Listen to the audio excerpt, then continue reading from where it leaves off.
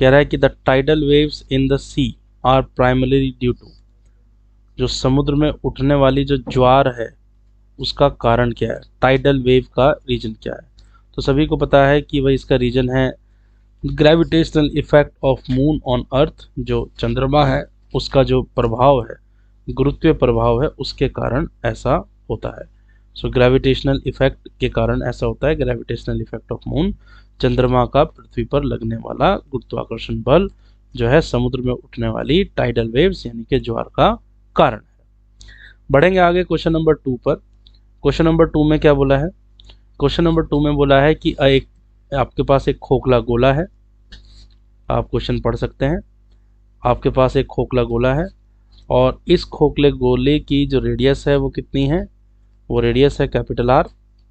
बोला गया है कि a point mass m is place inside a spherical shell, ठीक है, और कहाँ रखा गया है उसको, एक बिंदु आवेश, बिंदु आवेश कह रहा हूँ मैं, एक बिंदु मास को r/2 डिस्टेंस पर रखा गया है, यहाँ पर रखा गया है। ये डिस्टेंस आपकी कितनी है, r/2। बोला गया है कि इस पर कितना जो है फोर्स होगा। तो बच्चे याद करके जाएंगे, ठीक है। खोखला गोला, जो खोखला गोला होगा, खोखला गोला यानी कि होलो स्फेरिकल शेल, ठीक है। होलो स्फेरिकल शेल के अंदर जो आपकी ग्रेविटेशनल फील्ड होती है वो 0 होती है, गुरुत्वाकर्षण क्षेत्र 0 होता है, जबकि गुरुत्वीय विभव क्या होता है, कांस्टेंट होता है। ये बात करेंगे, और कांस्टेंट कितना होता है, -gm/r के बराबर होता है। ये बात आप याद करेंगे। अंदर जो ग्रेविटेशनल फील्ड है वो 0 होती है और ग्रेविटेशनल पोटेंशियल 0 होता है, क्योंकि वहाँ कोई फील्ड नहीं है, as there is no field, as there is no field, जैसा कि वहाँ पर कोई भी गुरुत्वीय क्षेत्र नहीं है। सो देयरफॉर, अतः हम ये कह सकते हैं कि उस मास पर, उस द्रव्यमान पर जो आपने गोले के अंदर रखा है उस पर लगने वाला बल कितना होगा, 0 होगा, ठीक है, 0 होगा। बढ़ेंगे क्वेश्चन नंबर 3 पर। The atmosphere is held to the earth by, पृथ्वी से वायुमंडल संबंध है। अब जो पृथ्वी है, पृथ्वी पर वायुमंडल क्या है, जो वायुमंडल यानी कि जो आपके पार्टिकल्स हैं, गैस है, क्लाउड्स हैं, ये सब चीज़ें ये पृथ्वी पर पता है क्यों टिके हुए हैं, ये पृथ्वी पर टिके हुए हैं ग्रेविटी की वजह से, गुरुत्वाकर्षण की वजह से। ग्रेविटी की वजह से ये जो है बाहर नहीं जा पा रहे, ठीक है, और क्योंकि वहाँ पर इनके पास जो टोटल एनर्जी है वो नेगेटिव है, तो इसी वजह से जो है कारण है कि पृथ्वी पर जो एटमॉस्फेयर है उसका संबंध किससे है, is held to the earth by, मतलब जो रुका है तो किसकी वजह से रुका है, ग्रेविटी की वजह से रुका हुआ है। आपको पता होना चाहिए, ठीक है। सर कितने क्वेश्चन कराओगे, कोशिश करेंगे मैक्सिमम 40, 45, 50 कर पाए, ठीक है, बाकी जो है आप आगे बढ़ते रहिएगा। चलिए आएंगे 2x की स्पीड में। क्वेश्चन नंबर 4 देखिए, कह रहा है कि 2 आइडेंटिकल कॉपर स्फेयर हैं, 2 एक जैसे कॉपर स्फेयर, दोनों को एक दूसरे के कांटेक्ट में रखा है, 2 गोले हैं बेटा, दोनों का रेडियस कितना है, r है, उनके बीच में जो फोर्स लग रहा है F = वो लगेगा आपका Gm²/r²। एक काम कीजिए यहाँ पर डेंसिटी में कन्वर्ट कर दीजिए इस फॉर्मूले को, तो कैपिटल G, और आप m की जगह पे क्या रखेंगे, m की जगह पे रख सकते हैं आप, ठीक है, मास = वॉल्यूम इंटू डेंसिटी। सो डेंसिटी का स्क्वायर, और वॉल्यूम कितना हो जाएगा आपका यहाँ पर 4/3 πr³, यानी कि 4/3 का मतलब हो गया 16/9 पाई का स्क्वायर, और r की पावर यहाँ पर हो जाएगी 6। नीचे देखिए r की पावर कितनी चल रही है, 2, काटेंगे तो कितनी बचेगी, यहाँ बचेगी r की पावर 4, यानी कि f किसके प्रोपोर्शनल निकला, f प्रोपोर्शनल निकला r⁴ के। कुछ बच्चे r की पावर -2 इसका आंसर करेंगे। बच्चा -2 आंसर नहीं करना है, क्योंकि मास को आपको डेंसिटी में कन्वर्ट करना है, क्योंकि दोनों कॉपर के हैं तो दोनों का घनत्व, दोनों की डेंसिटी एक जैसी होगी, ठीक है। क्वेश्चन थोड़ा सा फंसने वाला था, ठीक है, तो फंसेगा नहीं क्वेश्चन, आराम से जो है आप इस क्वेश्चन को कर सकते हैं। चलिए थोड़ा सा क्वेश्चन में आगे बढ़ते हैं। क्वेश्चन नंबर 5 देखिए, क्वेश्चन नंबर 5 क्या कह रहा है, क्वेश्चन नंबर 5 कह रहा है कि if the distance between two masses is double the gravitational attraction between them. आप सबको पता है कि F = क्या होता है, F = Gm1m2/r² होता है, ठीक है। अब आपसे कह रहा है कि भाई डिस्टेंस को डबल कर दिया जाए, तो भाई डिस्टेंस को डबल कर देंगे तो नीचे 1/4 हो जाएगा, यानी कि फोर्स क्या होगा, it reduce to a quarter, यानी कि 1/4 हो जाएगा। ठीक है, 1/4 हो जाएगा। बढ़ेंगे अगले क्वेश्चन पर। क्वेश्चन नंबर 6 क्या कहता है? क्वेश्चन नंबर 6 कहता है कि दो स्फीयर है आपके पास और जिनका मास m और कैपिटल M है। ठीक है, एयर में रखे गए हैं। ठीक है, in the gravitational force between them is capital F, the space around the masses. ये पूरा कह रहा है कि दो मास थे आपके पास, एक स्मॉल m मास था और एक कैपिटल M मास था। इनके बीच में माध्यम भर दिए जाने पर, इनके बीच में कोई मीडियम रख दिया उन्होंने जिसका अपेक्षित घनत्व 3 है। आपको पता होना चाहिए ग्रेविटेशनल फोर्स, आपको पता होना चाहिए ग्रेविटेशनल फोर्स जो गुरुत्वाकर्षण बल होता है, gravitational force is does not depend, हम लिख सकते हैं does not depend on medium, does not depend on medium, does not depends on medium, जो है मीडियम पर डिपेंड नहीं करता है। ये इसका की पॉइंट था आंसर का। तो आप चाहे बीच में कुछ भी रखो, रेत भरो, बालू भरो, ईंट रखो, सरिया लगाओ, ठीक है, वहां पे कट्टा रख दो, बारूदा रख दो, कुछ भी रख दो भैया, ठीक है, चाहे उसका अपेक्षित घनत्व कितना भी हो, बल जितना पहले था उतना ही बल अभी भी रहेगा। तो एफ होगा इसका आंसर। चलिए क्वेश्चन नंबर 7 की तरफ। ग्रेविटेशनल फोर्स पूछ रहा है F G between two object does not depend, depend नहीं करता है, किस पर डिपेंड नहीं करता है? सम ऑफ द मासेस पर डिपेंड नहीं करता है, प्रोडक्ट पर डिपेंड करता है, ग्रेविटेशनल कांस्टेंट कैपिटल जी पे डिपेंड करता है, डिस्टेंस बिटवीन द मासेस इस पर भी डिपेंड करता है। पूछा था डिपेंड नहीं करता है किस पर? सम ऑफ द मासेस, द्रव्यमानों के योग पर डिपेंड नहीं करता है। क्वेश्चन नंबर 8 में देखिए क्या बोला है, two particle of equal masses go round in a circle of radius capital R under the action of their mutual gravitational attraction, the speed of each particle, परस्पर गुरुत्वाकर्षण के प्रभाव में दो समान द्रव्यमान के कण r त्रिज्या के वृत्तीय पथ पर गतिमान हैं, प्रत्येक कण की चाल क्या होगी? आप एक बात बताओ, अगर दोनों के दोनों सर्कल बना रहे हैं, किसका? r रेडियस का सर्कल बना रहे हैं, r रेडियस ये हो गई, r वाली रेडियस आपकी इधर हो गई, एक पार्टिकल आपका यहाँ पर है m, एक पार्टिकल आपका यहाँ पर है कितना? m। तो भाई ये दोनों के बीच का डिस्टेंस कितना है? दोनों के बीच का डिस्टेंस है 2r। तो फोर्स कितना लगेगा? कैपिटल G m का स्क्वायर और नीचे हो जाएगा आपका 4r का स्क्वायर। ठीक है, क्योंकि 2r थी, ये बराबर होगा किसके? ये बराबर होगा mv स्क्वायर बाई r के। ठीक है, किसके बराबर होगा? mv स्क्वायर बाई r के। यानी कि सेंट्रीपिटल फोर्स के इक्वल होता है क्या? Gravitational force. जब भी कोई चीज किसी चीज के चारों तरफ घूमती है तो होता क्या है? जब भी कोई चीज किसी चीज के चारों तरफ घूमती है तो होता क्या है कि उनके बीच में लगने वाला जो ग्रेविटेशनल फोर्स है, गुरुत्वाकर्षण बल है, वो क्या क्या देता है आपको? वो देता है आपको क्या? अभिकेंद्र बल, यानी कि सेंट्रीपिटल फोर्स। तो देरी मत कीजिए, आर के स्क्वायर से एक आर को उड़ाइए और एम से जो है किसके स्क्वायर को उड़ाइए। तो वी का स्क्वायर आपके पास बच रहा कितना? 1/4 G M upon R, square root ले लीजिए भैया। So V is equal to कितना हो जाएगा? 1/2 अंडर द रूट कितना? G M by R. जल्दी से देखिए, जल्दी से देखिए।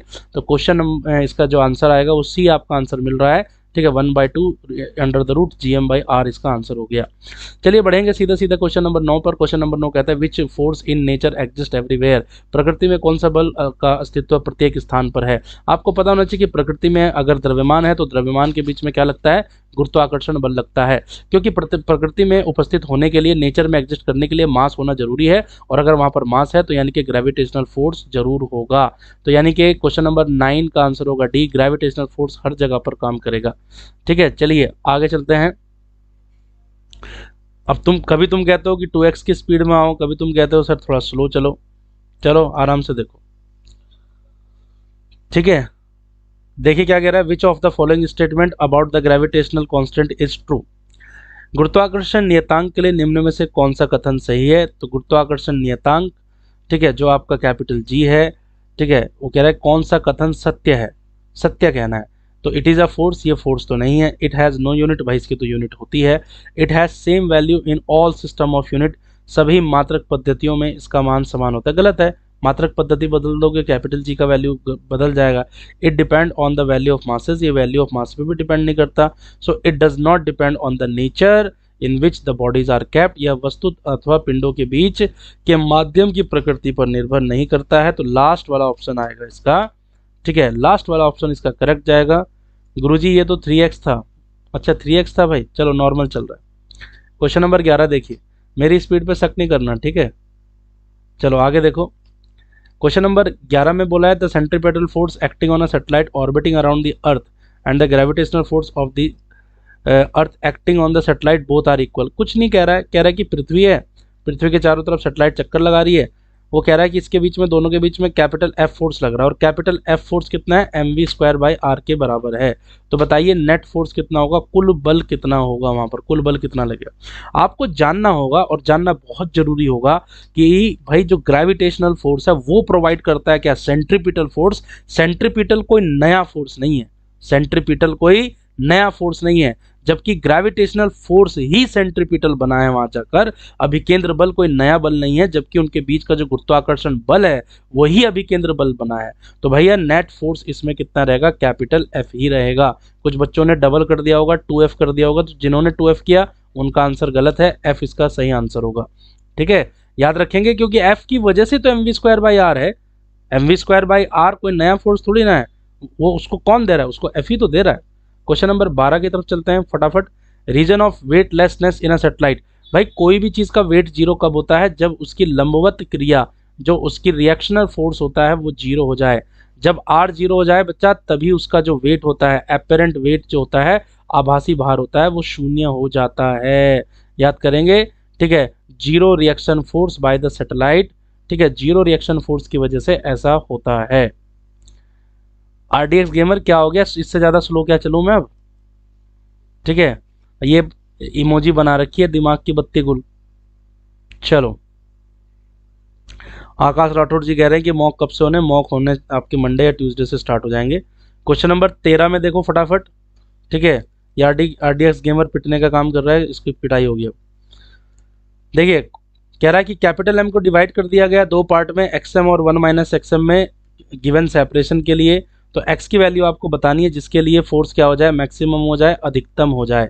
तो बच्चा एक बात बताओ कि भाई दोनों के बीच में फोर्स कितना लगेगा, कैपिटल एफ जी, ठीक है, कितना लगेगा, x capital m into 1 - x into m, और अपॉन डिस्टेंस का स्क्वायर ले लो, x ले लो, चलो x का स्क्वायर। x मत लो, सॉरी x मत लो, r ले लो यहाँ पे, क्योंकि कंफ्यूज हो जाएंगे ना फिर हम लोग। r का स्क्वायर ले लो यहाँ पर। ठीक है, तो capital F is equal to कितना हुआ, कैपिटल जी कैपिटल एम का स्क्वायर अपॉन में चल रहा है आर का स्क्वायर, और ये हो जाएगा x - x का स्क्वायर। तो हम कह सकते हैं कि capital F is equal to K, ठीक है, के x - x का स्क्वायर। मैंने उस चीज़ को कांस्टेंट थी तो कांस्टेंट मान लिया। अब चलो जरा इसका डिफ्रेंशिएशन करो x के रिस्पेक्ट में। So D F by D X, क्योंकि f की वैल्यू x पे डिपेंड कर रही है, तो ये हो जाएगा k 1 - 2x। मैक्सिमम मिनिमा के लिए क्या करेंगे, D F by D x को जीरो कर देंगे, यानी कि 1 - 2x आएगा आपका, 1 - 2x आएगा जीरो, तो x इज इक्वल टू आएगा आपका 1/2। x इज इक्वल टू कितना आएगा, 1/2। ठीक है, अगर हम x को 1/2 रखें और डबल डेरिवेटिव करें तब भी नेगेटिव आएगा, यानी कि 1/2 की वैल्यू के लिए x क्या होगा, यानी कि फोर्स मैक्सिमम होगा। तो ये मैक्सिमम पॉइंट आपने निकाल दिया। चलो क्वेश्चन नंबर 14 पे आ जाओ। क्वेश्चन नंबर 14 में बोल रहे हैं कि दो एस्ट्रोनॉट है फ्लोटिंग इन ग्रेविटेशनल, ठीक है, फ्री स्पेस, मतलब वहां गुरुत्वाकर्षण नहीं है। ठीक है, lost contact with their spaceship, अपने अंतरिक्ष यान से उनका संपर्क टूट जाता है। तो बोलते हैं भाई वो क्या करेंगे, क्या करेंगे भाई, दो अंतरिक्ष यात्री, एक अंतरिक्ष यात्री ये है, एक अंतरिक्ष यात्री ये है, भाई दो स्पेसशिप से गिर गए और उसका संपर्क टूट गया है। ठीक है, आप कह रहे हैं कि उनके बीच में क्या होगा, तो भैया वो उनके बीच में फोर्स काम करेगा, कितना फोर्स काम करेगा, कैपिटल एफ, क्योंकि वहां ग्रेविटी है नहीं। ग्रेविटी होती तो जिस या तो अर्थ या किसी ग्रह की तरफ वो चलना शुरू कर देते। अब वहां ग्रेविटी है नहीं, इसका मतलब वो ग्रह से बहुत ज्यादा दूर है। तो इसका मतलब उनके बीच में जो फोर्स लग रहा है ना कैपिटल एफ, उसकी वजह से वो धीरे धीरे टोनी कक्कर के जैसे धीमे धीमे एक दूसरे के नजदीक आएंगे। उनका एक्सेलरेशन बहुत ज्यादा स्लो होगा। ऐसा हो सकता है कि बहुत ज्यादा देर में वो बहुत कम चले, तो मूव टुवर्ड्स ईच अदर, लेकिन बहुत ज्यादा स्लो होगा। ठीक है, बढ़ेंगे क्वेश्चन नंबर 15 पे। क्वेश्चन नंबर 15 आपसे क्या कहता है, 15 कहता है कि अगर g का value h height above the surface is same as the depth x, मतलब जितना h गहराई पर है उतना ही h ऊंचाई पर है उतना ही x गहराई पर है, तो मान बताइए क्या होगा। भैया एक बात बताओ, ऊंचाई पे क्या होता है, G H is equal to क्या होता है, g 1 - 2h/r होता है। भैया एक बात बताओ, गहराई पे कितना होता है, गहराई पे होता है आपका g और 1 - d/r, d को आपने बोला है x/r, बोला है भैया जितना ऊंचाई पर है उतना ही गहराई पर है, तो दोनों को इक्वल क्यों नहीं करते, काहे नहीं इक्वल कर रहे हो। 2h/r इज इक्वल टू कितना, 1 - x/r, 1 से गया 1, ठीक है, r से गया r, 2h is equal to कितना हो गया x, 2h is equal to कितना हो गया x, x is equal to कितना आ गया 2h, बी ऑप्शन पकड़ प्यारे, बी ऑप्शन है द करेक्ट ऑप्शन। ठीक है, B option is a correct one. चल भाई मेरे प्यारे, गाड़ी को आगे चला भाई। ये तो सेम हो गया, क्वेश्चन नंबर 16 15 के जैसा है, अपना आप कर लेंगे इसको, सेम इसका आंसर भी वही आ रहा है। आगे देखिए क्या बोला है कि एक बॉडी जो है 700 ग्राम वेट है कहाँ पर, अर्थ की सरफेस पर। How much will it weigh on the surface of a planet whose mass is 1/7 and the radius is half of the earth. दूसरे ग्रह का जिसका द्रव्यमान 1/7 है और त्रिज्या आधी है पृथ्वी का, वहां पर इसका भार कितना होगा। जी का मान निकाल लो जरा वहां पर। ठीक है, जी बराबर क्या होता है, पृथ्वी की सतह पर GM/r²। ग्रह पर चले गए, ग्रह पर चले, चलो चलो ग्रह पर चलो। जी डैश इज इक्वल टू जी, ग्रह का मास कितना है, पृथ्वी के मास का 1/7, तो यहाँ पे आ गया 1/7m। और रेडियस कितनी है, रेडियस है आधी, तो नीचे हो जाएगा r²/4। तो 4 कहाँ जाएगा, 4 जाएगा ऊपर और 7 जाएगा नीचे, और ये बन जाएगा आपका जी। तो वहाँ जी डैश कितना होगा, 4/7g। एक बात बताओ, भार इज इक्वल टू होता है mg। ठीक है, तो वहाँ था 700, गुणा कर दो जी की गुणा करो 4/7, तो 700 से कटा कितना हो गया 100, 100 गुणा 4, 100 गुणा 4 होता है 400। ले प्यारे, आंसर आ गया, 400 ग्राम वेट हो जाएगा वहां जाकर। ठीक है, कहाँ गाड़ी चलेगी सर, गाड़ी चलानी है भूपेंद्र जी, गाड़ी चलानी पड़ेगी। क्वेश्चन नंबर 18 पे चलिए, क्वेश्चन नंबर 18 देखिए क्या है। The masses of two planet are in the ratio 1:2, their radii are in the ratio 1:2, the acceleration due to gravity on the planet are in the ratio. दो ग्रहों के द्रव्यमानों का अनुपात 1:2 है, उनकी त्रिज्याओं का अनुपात भी 1:2 है, तो गुरुत्व त्वरण का अनुपात क्या होगा। याद करेंगे GM/G2, G1/G2, दो ग्रहों पर कैपिटल जी तो कट जाएगा, बचेगा क्या, M1/M2, M1/M2, R2/R1 का स्क्वायर।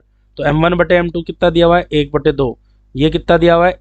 अब R1/R2 1/2 था, ठीक है, तो R2/R1 कितना हो जाएगा, 2/1, स्क्वायर करेंगे तो कितना होगा 4/1, तो 2 से कट गया 4, कितनी बार प्यारे, 2 बार, तो 2:1। पकड़ बी ऑप्शन, ये ले बी ऑप्शन सही हो गया। ठीक है, B option is the correct one. चलो क्वेश्चन नंबर 19, क्वेश्चन नंबर 19 में कह रहा है कि as we go from equator to pole, बताया था अर्थ कैसी होती है, अर्थ होती है अंडाकार जैसी, अंडाकार जैसी होती है, तो इक्वेटर पर ज़्यादा होता है, सॉरी इक्वेटर पर कम होता है, पोल पर ज़्यादा होता है। ये वाली बात तो याद रखनी है। इक्वेटर पर कहाँ होता है, भूमध्य रेखा पर ज़्यादा कम होता है जी का मान, ध्रुवों पर ज़्यादा होता है। किधर से किधर जा रहा है रे, हैं रे, किधर से किधर जा रहा है, इक्वेटर से पोल जा रहा है, इक्वेटर से जा रहा है पोल, तो जी का मान बढ़ जाएगा। यही तो बोल रहे हैं कि भाई इंक्रीज करेगा, सी क्या होगा, इंक्रीज करेगा, बढ़ जाएगा। चलिए भाई आगे बढ़ें क्वेश्चन नंबर 20 पर। क्वेश्चन नंबर 20 क्या बोल रहा है, if the acceleration due to gravity G कितना है, 10 है, तो कह रहा है कि बताइए कि 1600 किलोमीटर पर कितना हो जाएगा। तो 1600 किलोमीटर पर कितना हो जाएगा, मैंने बता रखा है कि G dash is equal to G 1 - 2h/r, वो लगभग 700 किलोमीटर 800 किलोमीटर तक लगाया करो। उसके बाद कौन सा लगाना है, G dash is equal to GM/r+h लगा देना है, r+h का होल स्क्वायर। और पृथ्वी की सतह पर कितना होता है, सतह पर होता है GM/r²। डिवाइड तो कर ले, डिवाइड तो कर ले, कहाँ ध्यान है। G'/G कितना हो गया, अब डिवाइड करेगा तो क्या होगा, r² ऊपर आ जाएगा, r+h नीचे हो जाएगा, इसका होल स्क्वायर क्यों नहीं लगाता। जी कितना दिया हुआ है, आर दिया हुआ है 6400 किलोमीटर, और एच कितना दिया हुआ है 1600, तो 64 16 कितना हो गया 80। ठीक है, तो इसका स्क्वायर कर, 2 0 से काट, 2 0, 2 0 से 2 0 काट, 64/80 कितना होगा बताओ जरा, 64/80 करो कितना होगा। ठीक है, एक काम कर लो, 8 से काटो इसे, 8 से कट गया 10 बार, 8 8 कितना हो गया 64, काट फिर 2 से काट 5 बार, 2 से काट 4 बार, तो 4 चौको 16, 5 पंजे 25, 4 चौको 16, 5 पंजे 25। जी डैश बराबर 16/25 गुणा जी, लेकिन जी तो 10 था, 5 दूनी 10, 5 पंजे 25, 16 दूनी कितना हो गया 32, 32 बटे कितना हो गया 5, 5 छिका होता है 30, 6.4 आंसर पकड़। ठीक है, 6 पॉइंट। मनोज तनवार कह रहे हैं कि सर न्यूमेरिकल बहुत है इसमें। ठीक है, न्यूमेरिकल हार्ड है इसके, अरे भैया न्यूमेरिकल कहाँ हार्ड है, सिर्फ गुणा भाग करवा रहा है, पहाड़े वाड़े याद हैं तो हो गया बस काम। ठीक है, पहाड़े वाड़े याद करो, ठीक है, गुणा भाग सही करो, रेशियो, हर ज़्यादातर क्वेश्चन तो रेशियो वाले हैं, ज़्यादा चीज़ें तो कटी जा रही हैं आपस में, तो हार्ड कहाँ है न्यूमेरिकल। क्वेश्चन नंबर 21 देखिए क्या बोला है। क्वेश्चन नंबर 21 में बोला है कि अगर आर रेडियस है किसका, अर्थ का, और जी क्या है, ग्रेविटेशनल एक्सेलरेशन है, तो बताइए कि मीन डेंसिटी ऑफ अर्थ कितनी होगी, मतलब उसका माध्य घनत्व कितना होगा। एक बात तो मुझे बताओ, स्मॉल जी बराबर क्या होता है? स्मॉल जी होता है जी कैपिटल एम बटे आर का स्क्वायर। प्यारे बच्चे, कैपिटल एम को क्या लिख सकता है?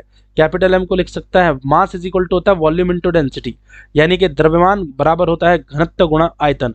तो घनत्व कितना हो गया? रो हो गया। आयतन कितना हो गया? 4/3 पाई आर का क्यूब, और बटे क्या चल रहा है? आर का स्क्वायर। आर के स्क्वायर ने क्यूब को उड़ा दिया। रो को यहीं रख, रो को यहीं रख। 3 किधर जाएगा? 3 जाएगा जी के साथ, 3 जी, और बाकी सब बटे में। क्या क्या बटे में जाएगा? 4 कैपिटल जी, ठीक है, और रो और आर, ठीक है। तो भाई ये होगा आपका, रो नहीं, रो तो वहीं छोड़ना है, रो तो वहीं छोड़ना है, सॉरी, पाई जाएगा, ठीक है, रो वहीं छोड़ना है। तो 3g upon 4 pi capital R G. तो ये आ गया आपका आंसर, ठीक है। गिनती याद है? भूपेंद्र कुमार कह रहे गिनती याद है। गिनती से काम नहीं चलेगा भूपेंद्र जी, पहाड़े वाड़े याद करने पड़ेंगे थोड़े से। क्वेश्चन नंबर 22 देखिए क्या कह रहा है। 22 कह रहा है कि वेट, कह रहा है the weight of an object, ठीक है, in the coal mine. Coal mine कहाँ होती है भाई? कोयला कहाँ से निकाला जाता है? कोयला निकाला जाता है पृथ्वी के नीचे से, अंदर से, गहराई से निकालेंगे। और एट सी लेवल, तो ये समुद्र तल हो गया, सी लेवल हो गया, ठीक है, नंबर 1, ठीक है। आगे बोल रहा है at the top of mountain, तो पहाड़ कहाँ होता है? अरे पहाड़ तो ऊपर होगा ना, एच हाइट ऊपर होगा, ठीक है। और कोयले की खान कहाँ होगी? कोयले की खान डी गहराई पर होगी, ठीक। अब इसने बोला कि W1 कहाँ है? W1 यहाँ पर है। यहाँ क्या है? W2 है वेट, और यहाँ क्या है? W3 है। तो रिलेशन बताओ। अरे भैया, जो बाहर होता है ना, जो वेट होता है, वो वेट जो है जी पे डिपेंड करता है, और जी सबसे ज्यादा कहाँ होगा? सी लेवल पर होगा। तो W2 बड़ा है, किससे बड़ा है? W3 से बड़ा है।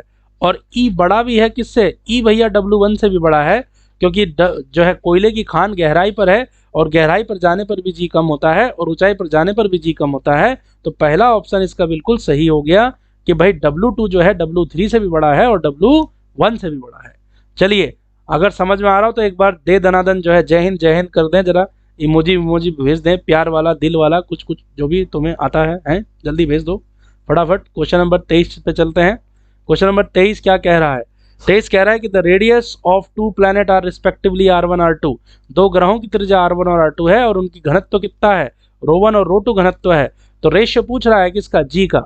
तो एक बात आप मुझे बताओ कि स्मॉल जी कितना होता है? स्मॉल जी होता है जी कैपिटल एम बाई आर का स्क्वायर।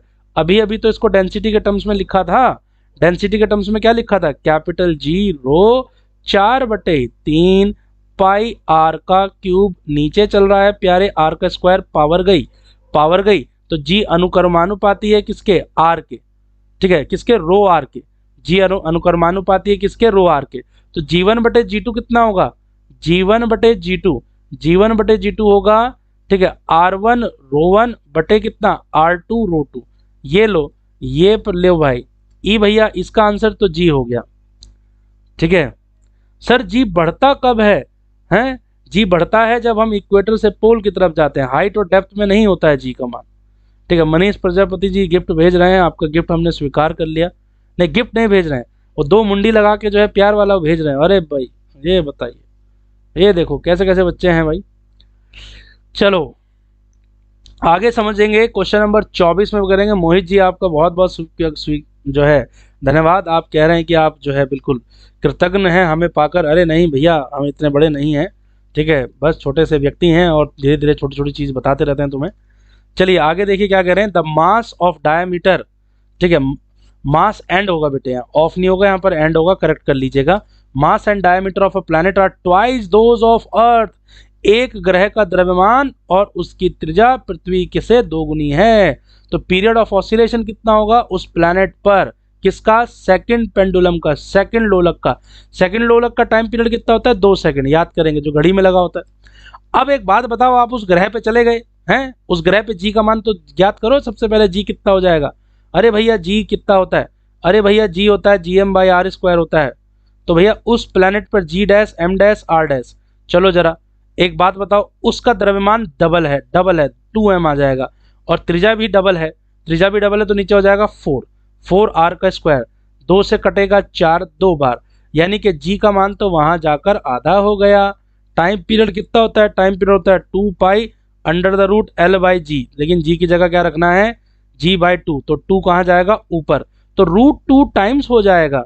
तो कितना हो जाएगा, √2 टाइम्स √2 गुना हो जाएगा। पहले कितना था 2 सेकंड, अब कितना 2√2 सेकंड, अब कितना हो जाएगा 2√2 सेकंड।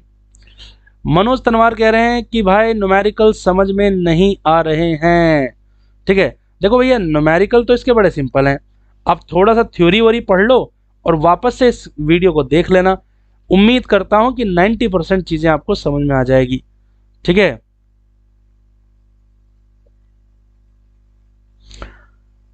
ठीक है। Being so generous to us sir, we are grateful to you for your effort for us.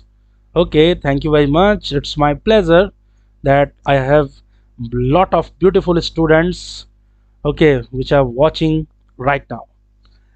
Okay, question number 25 क्या कह रहा है? कह रहा है कि the value of g on the earth surface is 980 centimeter per second square. Its value at the height of 64 64 kilometre है। अरे भाई 750 या 800 से तो कम है, लगाओ डायरेक्ट फॉर्मूला, काहे घबरा रहे हो। जी डैश कितना हो जाएगा वहां जाकर, जी डैश हो जाएगा जी 1 माइनस 2h/r, लगाओ भाई ऊंचाई पर, तो ये हो जाएगा आपका जी। ठीक है, और 1 माइनस 2h कितना दिया हुआ है 64 दिया हुआ है, और अपॉन में कितना है 6400 है, तो 64 काटेगा उसे 1000 बार, और ये काटेगा उसे नहीं 100 बार काटेगा, ये काटेगा उसे 50 बार, तो ये हो जाएगा आपका 49/50 टाइम्स ऑफ जी।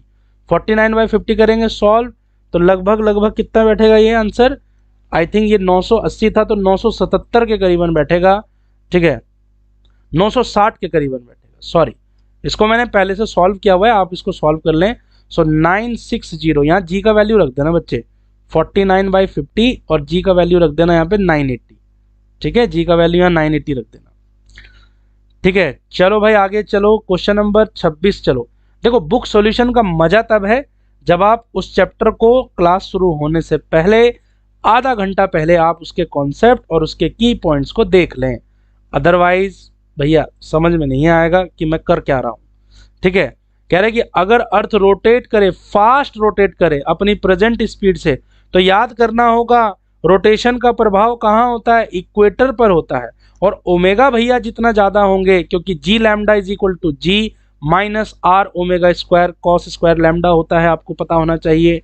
तो घूमने से क्या होगा, घूमने से इक्वेटर पे जी कम होगा, लेकिन पोल पर कोई फर्क नहीं पड़ता है। घूर्णन का प्रभाव हमेशा कहाँ होगा, इक्वेटर पर होगा, याद करके जाएंगे। ठीक है, चलो भाई आरडीएक्स गेमर को मजा आ रहा है तो चलो आगे चलो। कह रहा है कि मून की रेडियस 1/4 है और उसका मास 1/80 है द्रव्यमान। तो कह रहा है कि अगर जी का वैल्यू जो है कितना होगा वहां पर, तो चलो सॉल्व करते हैं। तो जी डैश बराबर कितना हो जाएगा, ये हो जाएगा जी M dash by R dash का स्क्वायर।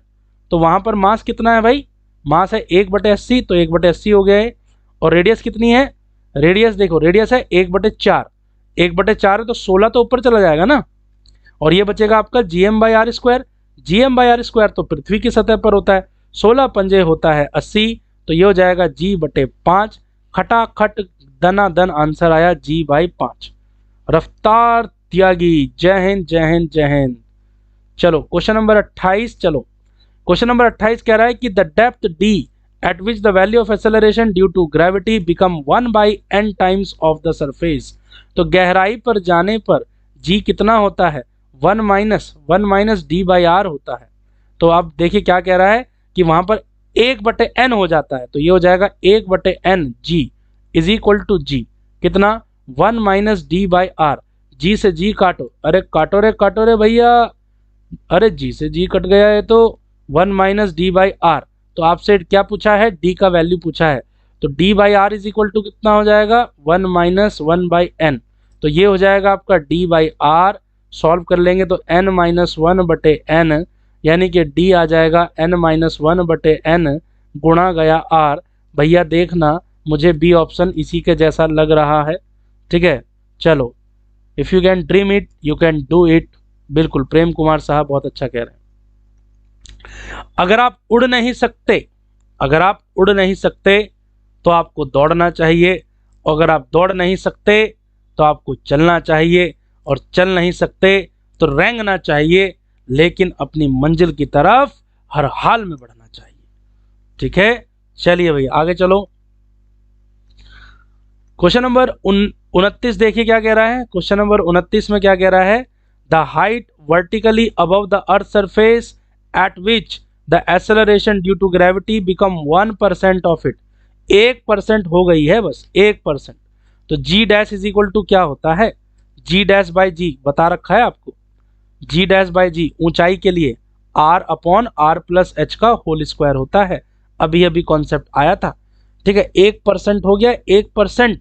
1% का मतलब जानते हैं, बहुत कम हो गया भैया।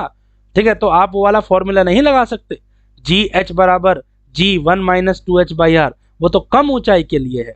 ठीक है, तो आप ये वाला फॉर्मूला लगाएंगे। ठीक है, G dash by G is equal to R upon R plus H का होल स्क्वायर। 1% हो जाता है, तो यानी कि जी डैश बराबर कितना जी। ठीक है, इसको ऐसे लिख लो, अच्छी तरह से प्यार से लिख देता हूं, आर प्लस एच का होल स्क्वायर। 1% का मतलब जानते कितना, 1/100 हो जाना।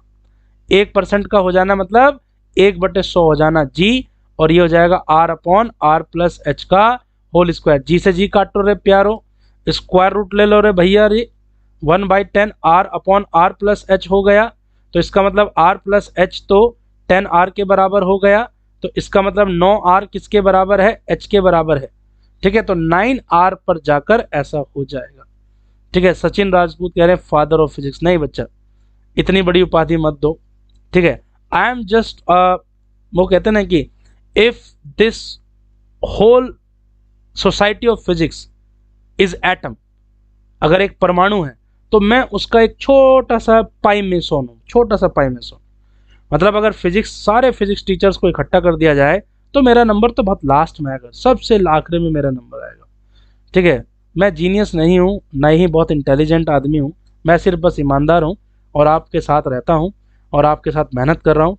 आप मेरी मेहनत को सफल बनाएंगे ऐसा मुझे पूरा विश्वास है कि आप अपने सिलेबस को रिवाइज करेंगे। सिलेबस को रिवाइज करने के बाद जो भी आपके डाउट्स होंगे वो आप ईमानदारी से मुझसे अपने क्लियर करेंगे और अपने एग्ज़ाम को बहुत अच्छी तरीके से करेंगे। मेहनत करना हमारा कर्तव्य है, सफलता असफलता वो अलग चीज़ है। ठीक है, लेकिन मेहनत में कोई कमी नहीं छोड़ना है। ठीक, कमज़ोर दिल वालों से थोड़ा सा दूर रहिएगा क्योंकि आजकल हवा थोड़ी गलत बह रही है। ठीक है, लोग जो है वो कहते हैं ना कि कमज़ोर दिल वाले जो है ज़्यादा हो गए हैं बच्चे, जो मेहनत नहीं करना चाह रहे हैं।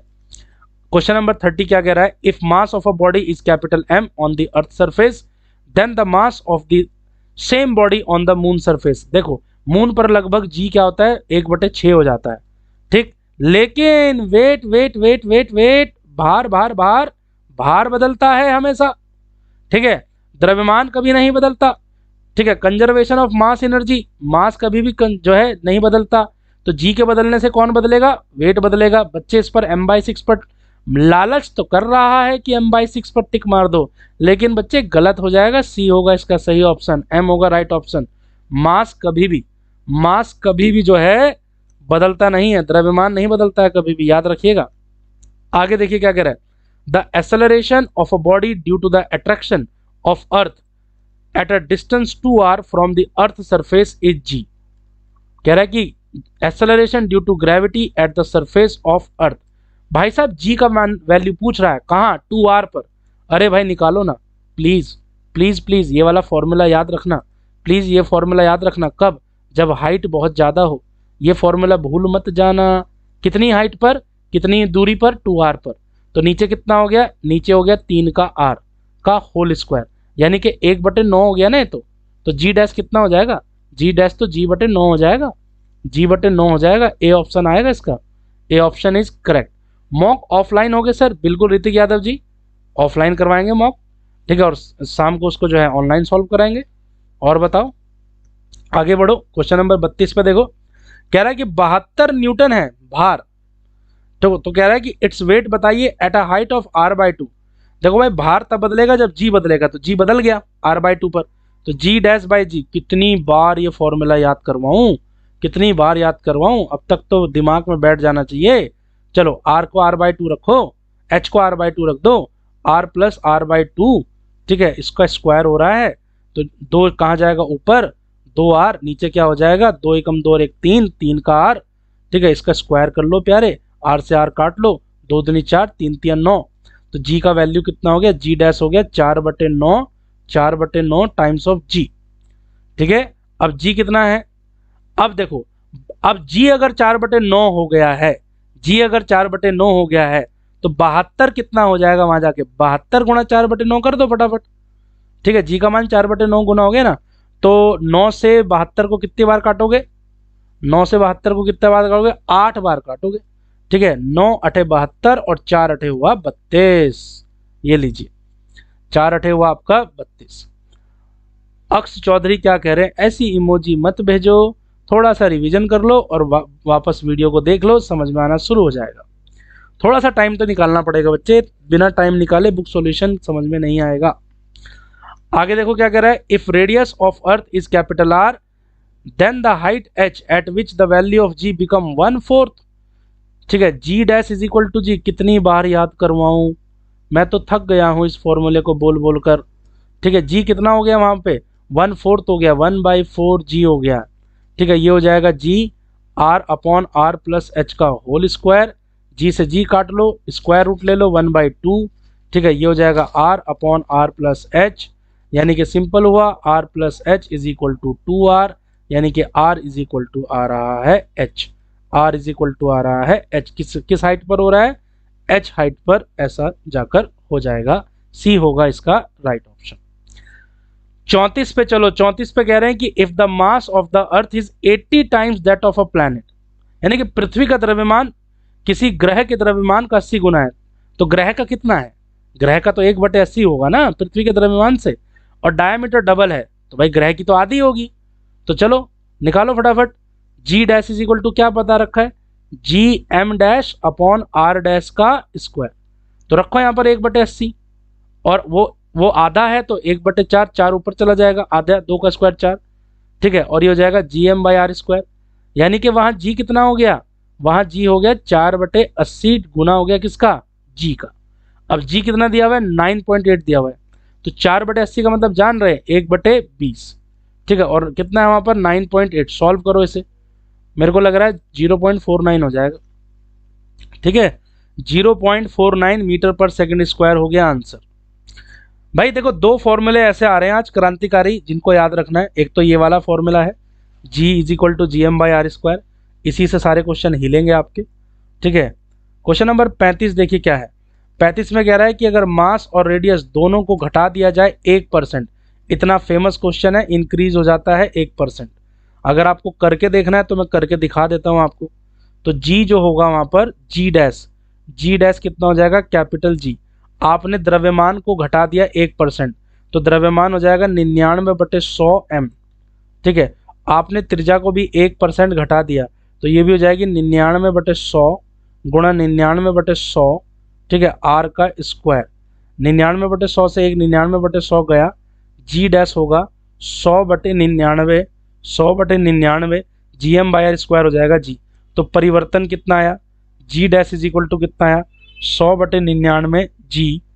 ठीक है, 100/99 जी हो जाता है, और पहले कितना था, पहले तो जी था, तो 100/99 माइनस का 1 और जी, इतना चेंज हो गया, डेल्टा जी बाई जी करो। ठीक है, तो ये हो जाएगा 1/99, इसको 100 से मल्टीप्लाई करो, लगभग 1% हो जाएगा, 1% बढ़ जाएगा। ठीक है, चलो आगे बढ़ो, चलो क्वेश्चन नंबर 36 देखो, एक भारी बॉल है एक हल्की बॉल है, कितनी बार होगा यार, ये दोनों साथ साथ आती हैं, साइमल्टेनियस आती है, मैकेनिक्स में बता रखा है।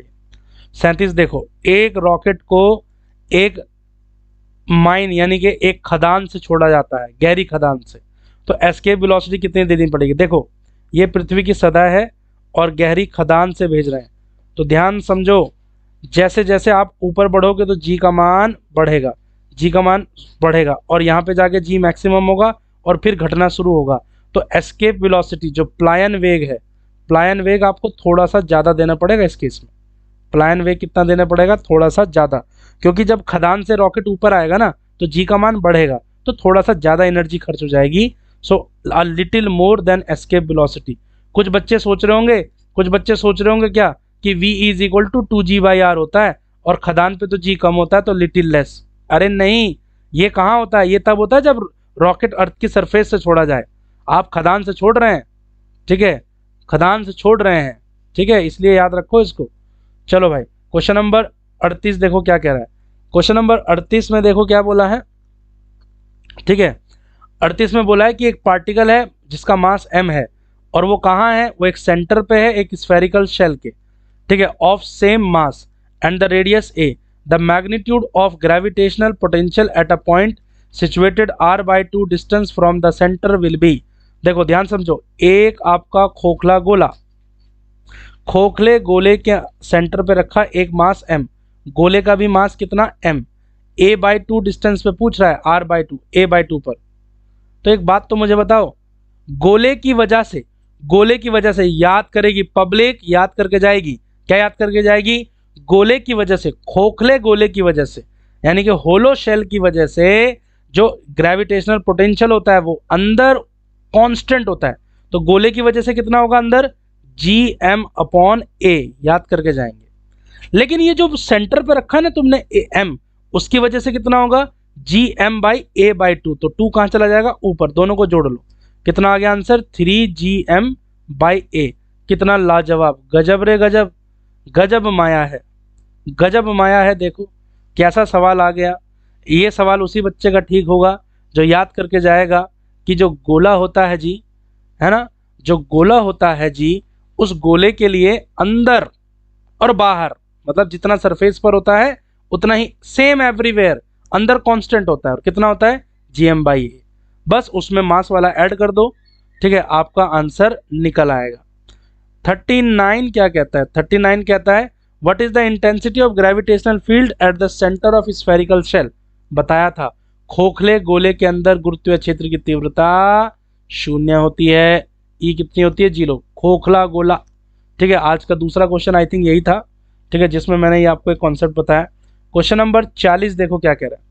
40 में समझो जरा, 40 में समझो, कह रहा है कि एक बॉडी है, रोटेट कर रही है अर्थ के क्लोज।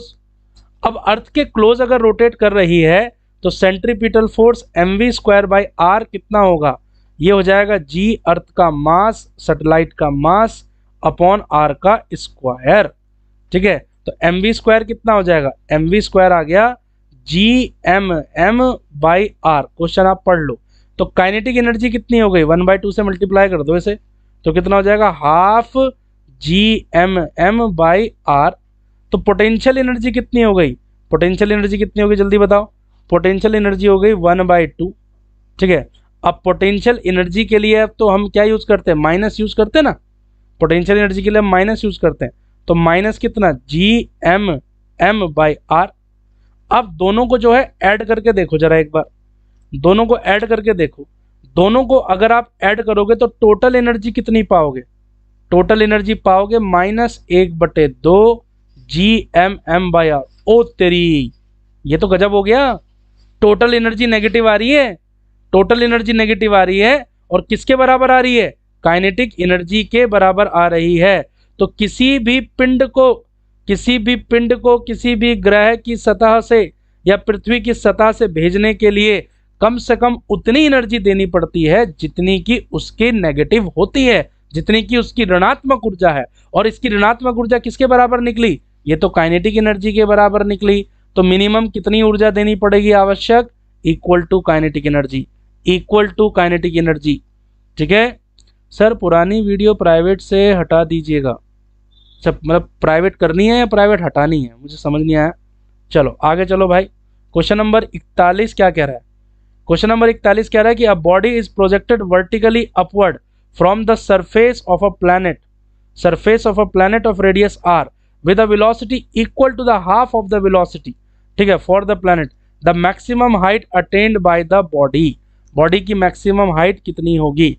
तो क्वेश्चन नंबर 41 से लेकर क्वेश्चन नंबर 42 ये सब बातें हम करेंगे कल, ठीक है। आज 40 पे ही अपनी गाड़ी को रोकेंगे, ठीक है, क्योंकि आपको बाकी भी रिवीजन करना होता है, तो थोड़ा थोड़ा करते रहेंगे, जैसे जैसे आगे बढ़ेंगे तो स्पीड बढ़ा देंगे। तो क्वेश्चन नंबर 40 से लेकर और क्वेश्चन नंबर 78 तक आप करेंगे और अपने डाउट मुझे भेज देंगे, ठीक है। प्राइवेट से हटा दीजिएगा, चलो चलो चलो हटा देंगे, कोई दिक्कत नहीं है, समय समय पर। तो 40 के बाद आप खुद ट्राई कीजिए, ये क्वेश्चन बहुत मज़ेदार है, 41 वाला क्वेश्चन मज़ेदार है, इसमें कुछ नहीं करना, आधी एस्केप वेलोसिटी, आधी आधी एस्केप वेलोसिटी के बराबर दे रहा है, तो आप इसमें दिमाग लगाएंगे तो क्वेश्चन ये बहुत आसानी से सॉल्व हो जाएगा। ठीक है, बस आपको ये पता होना चाहिए कि काइनेटिक एनर्जी कितनी है।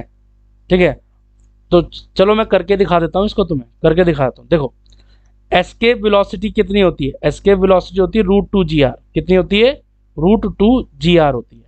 अब आधी काइनेटिक, आधी एस्केप वेलोसिटी आपने दी, तो काइनेटिक एनर्जी कितनी हो जाएगा, हाफ mv का स्क्वायर बटे हो जाएगा 4। तो बटे ये कितना हो जाएगा काइनेटिक एनर्जी, काइनेटिक एनर्जी कितना होगा, हाँ काइनेटिक एनर्जी हो जाएगा आपका 1/8 m वी का स्क्वायर कितना होगा बेटे, हो जाएगा 2 g r।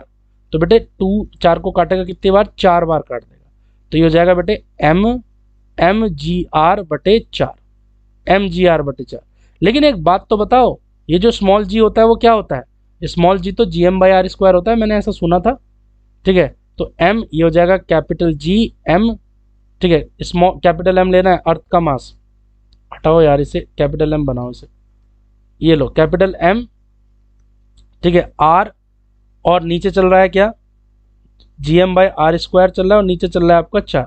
तो ये इसको काटेगा, कितनी बार काटेगा, 4, r का एक पावर कट जाएगा, तो 1/4 gm/r हो जाएगा। अब ये बॉडी रुकेगी कब है, जब ये पूरा काइनेटिक किस में कन्वर्ट हो जाएगा, पोटेंशियल में।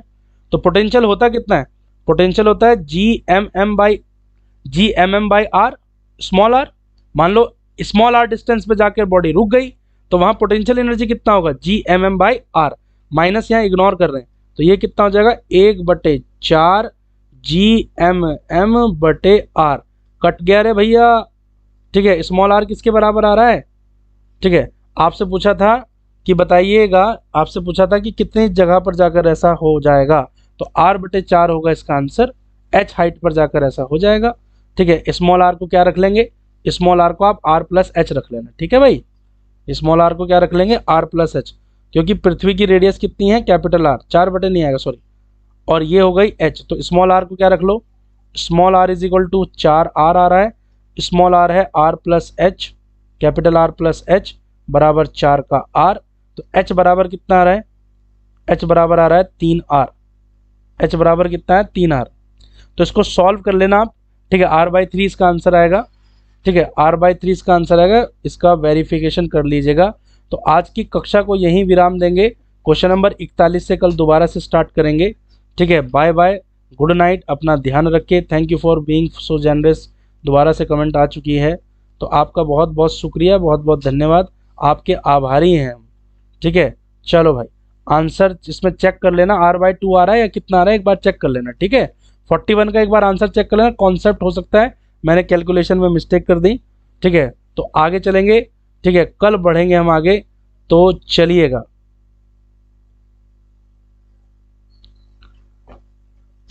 क्या कह रहा है, कॉपी किया है, we learn the real meaning of physics. अरे भैया,